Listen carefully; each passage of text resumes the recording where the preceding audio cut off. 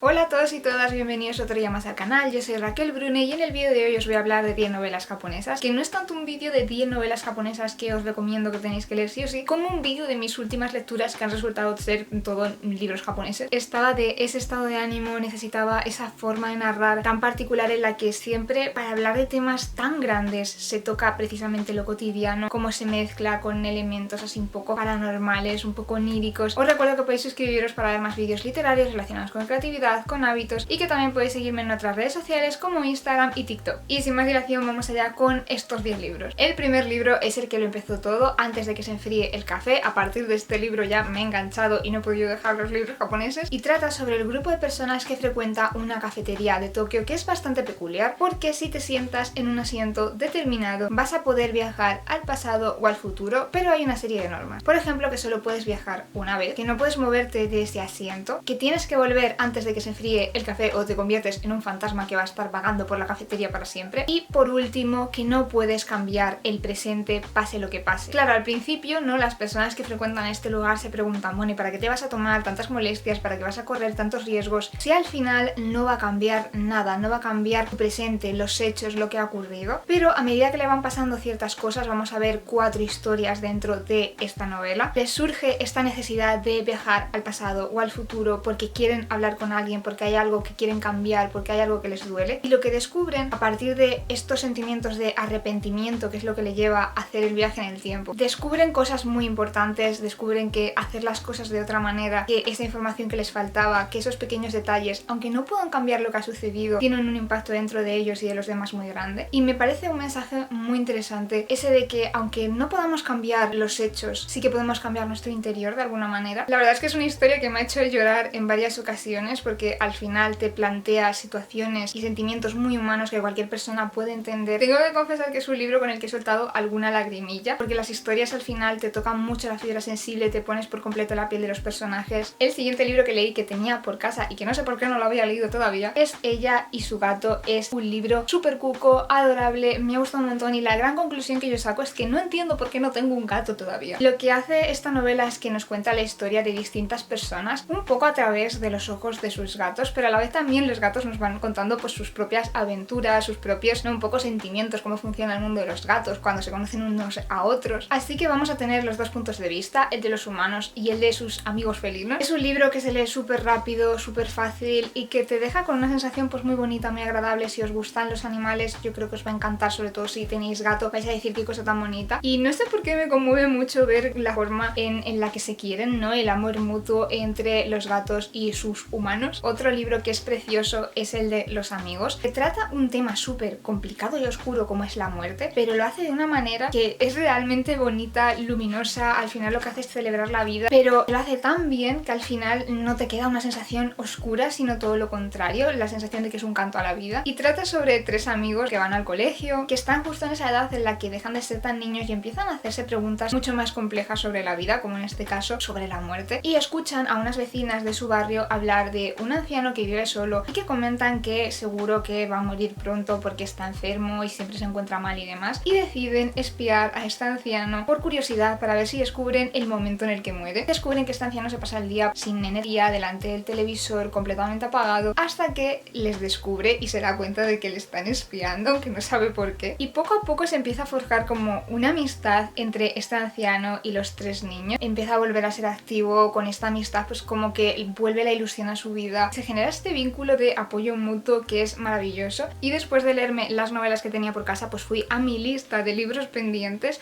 y me he puesto con ella. El primer libro que tenía muy pendientes hace mucho era Kitchen. Es un libro cortito, pero para mí ha sido muy intenso, una montaña rusa de emociones, porque es un libro que básicamente trata sobre la pérdida. Es la temática que vamos a estar viendo a lo largo del libro. Son 3 historias, las 2 primeras con la misma protagonista, que giran en torno a 3 pérdidas, y vemos un poco todo ese proceso de duelo, como unas personas se apoyan las unas en las otras, las cosas a las que recurren, todo este proceso. Y realmente no es un libro en el que pasen un montón de cosas, no es un libro con una trama, sino que se centra más en la atmósfera. Es un libro atmosférico, envolvente, y realmente para mí lo hace muy bien porque sentía a la perfección leyendo esa pesadez, esa sensación de que el tiempo se para, de que todo se vuelve más denso. No digamos que es una lectura que se pasa un rato especialmente divertido, pero luego también te deja un montón montón de reflexiones de los personajes, conclusiones a las que llegan, que también tienen momentos así más luminosos, más bonitos, de subrayar un montón de frases y de decir, jolines, me estás tocando la fibra. En la primera historia nos vamos a encontrar a una chica que ha perdido a su familia, que se queda completamente sola en el mundo y que es acogida por otra familia, por una madre y por su hijo, y establece este vínculo con ambos, pero dentro de esta otra familia también se va a producir una pérdida que a mí por lo menos me dejó bastante mal en la segunda historia, que tiene un punto quizás más onírico porque trata sobre una chica que pierde a su pareja en un accidente de tráfico y se refugia en correr, en hacer ejercicio, en salir a correr, y en una de estas sesiones de salir súper temprano a correr por el parque, por el río, se encuentra con una chica que le dice que tiene un poco de alguna manera esta capacidad de comunicarse con el más allá. Al siguiente libro llegué por una recomendación de TikTok y creo que es de mis favoritos de esta lista, y es El agujero, y de nuevo es una novela que tampoco tiene muchísima trama, sobre todo también es muy de transmitirte sensaciones, y en este caso yo lo que sentía todo el rato era una enorme sensación de claustrofobia. No sé si es lo que pretendía transmitir la autora, pero yo era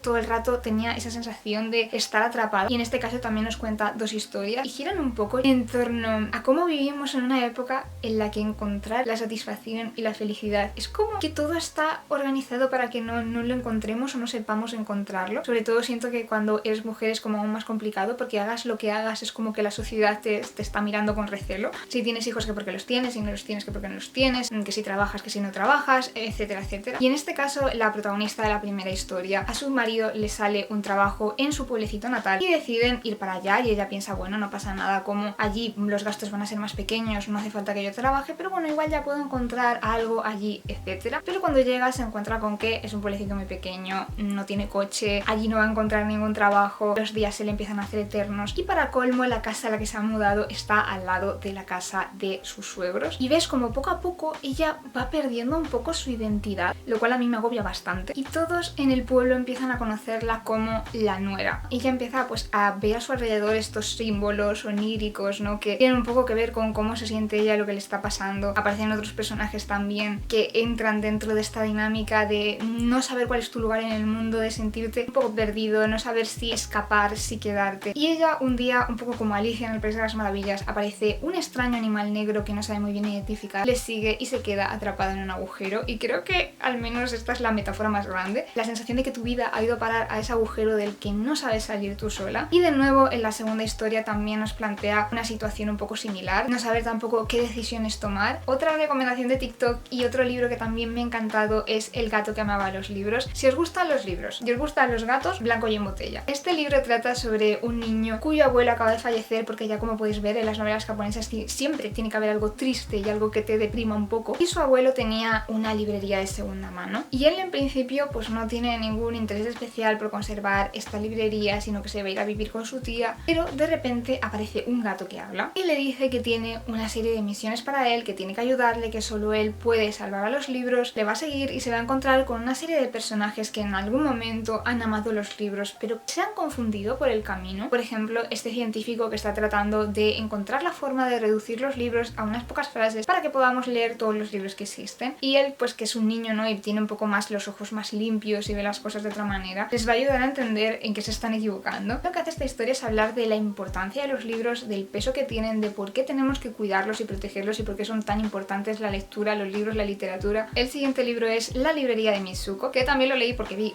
el concepto de librería y dije, ya está, vamos para allá. Y tengo que decir que es el que quizás he conectado menos a nivel personal, pero que me ha parecido muy interesante porque nos vamos a encontrar con dos mujeres muy diferentes entre sí, y lo que me fascina es que estos dos personajes han hecho cosas, ¿no?, que podríamos cuestionar, son personas muy imperfectas, nos cuentan un poco su historia, ¿no?, para pues que entendamos y empaticemos un poco con ellas porque son así, pero en ningún momento ni intenta redimirlas ni intenta justificar sus actos, porque es que son actos un poco complejos, pero no hay una idea moral tras nada de esto, simplemente te cuenta lo que ha pasado, te dice esto es lo que son estos personajes, esto es lo que han hecho, esto es lo que hay, y ya está. Incluso, claro, pasa una cosa al final que te quedas un poco, no me puedo creer que esta persona vaya a hacer esto, pero de nuevo por una parte llegas a entender qué se le está pasando por la cabeza, aunque tú no lo apruebes o lo apruebes, eso es como irrelevante, ¿no? Simplemente pasa lo que pasa. Por un lado tenemos la mujer, no me acuerdo si era de un diplomático, de un empresario muy importante, pero bueno, una mujer con una posición social muy acomodada en ese momento, y por otro lado una mujer que no pensaba tener hijos, pero que al final pues tiene a este hijo pequeño al cual adora, y para poder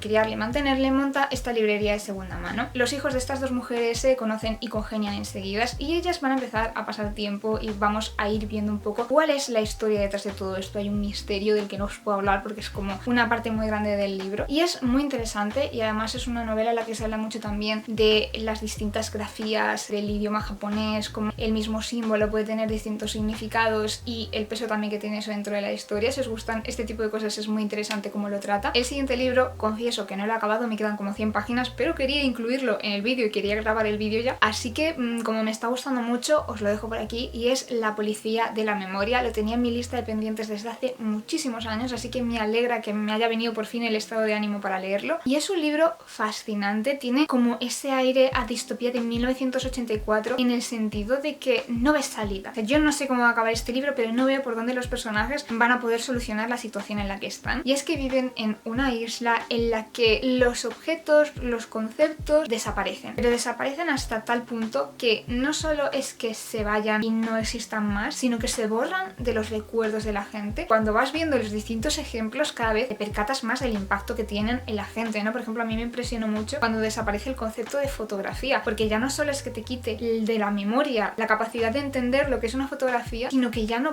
tienes lo que guardabas en ellas, todos esos recuerdos, ¿no? Y aunque dicen, no, sí, pero los recuerdos de lo que salía en las fotos van a seguir ahí, no es lo mismo. Y me parece brutal el impacto que tiene esto dentro de las personas, cómo explora todo, maravilloso y angustiante, porque además existe esta policía de la memoria que se encarga de asegurarse de que no queda ni un rastro de todos estos objetos y conceptos, porque hay personas que, por lo que sea, tienen la capacidad de conservar los recuerdos, y para la policía de la memoria son los enemigos máximos. Y los últimos libros no son novelas, por eso los he dejado para el final, y son los de Atrévete a no gustar y Atrévete a ser feliz. En este caso es como una especie de mezcla de filosofía, psicología, autodesarrollo. Se centra en la psicología adleriana, que os explicarán dentro del libro lo que es, pero lo desarrolla de una manera que estamos mucho más acostumbrados en ver en la filosofía, a través de un diálogo entre un maestro y un alumno. Y básicamente lo que hace estos libros es decirnos que nos complicamos mucho la vida, ¿vale? Que vivimos en sociedad y que por vivir en sociedad pues vamos a tener problemas que nos van a descolocar, pero también vamos a tener un montón de alegrías. Nos dice que en algunas cosas no tenemos algunos conceptos equivocados y nos plantea un poco alternativas, formas de ver las cosas que nos van a hacer esta vida en sociedad mucho más sencilla. Y sí que es verdad que me he quedado con conceptos que estoy aplicando en mi día a día, que no es que digas, bueno, pues leo este libro y ha sido entretenido, sino que